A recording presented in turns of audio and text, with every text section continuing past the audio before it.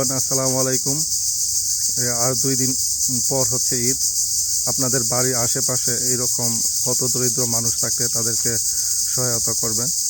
এই যে চাচি আম্মা এবং চাচা, মাসে ওষুধের টাকা লাগে 5,000, আর চাচা মারও লাগে 3-4 হাজার টাকা লাগে।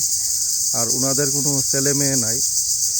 আর যে এই যে জায়গাটা দেখতেছেন, এই জায়গাটা অন্যের জায়গা। চাচা এবং চাচির থাকতেছে অনেক দিন যাবৎ। এই পর্যন্ত একজন 4,000 টাকা দিয়ে সহযোগিতা করছিল। যেহেতু ওদের কেউ নেই, দেখার মতো কেউ নেই, আশেপাশে যারা গণ্যমান্য ব্যক্তিবর্গ আছেন সহায়তা করবেন।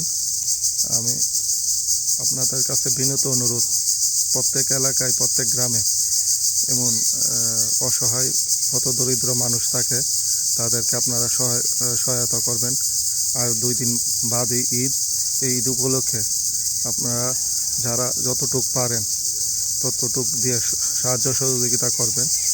আর এদেরকে সাহায্য সহযোগিতা করলে আপনাদের ইনকামের মধ্যে অনেক বরকত দেবে। এই ভিডিওটা শেয়ার দেবেন, কারণ বাংলাদেশের প্রত্যেক অঞ্চলেই এমন হতদরিদ্র মানুষ থাকে। ঈদের আর 2 দিন বাদে যেহেতু ঈদ, এই ঈদ উপলক্ষে কিছু সাহায্য সহযোগিতা করলে অনেক উপকৃত হইব। এই যে মাসে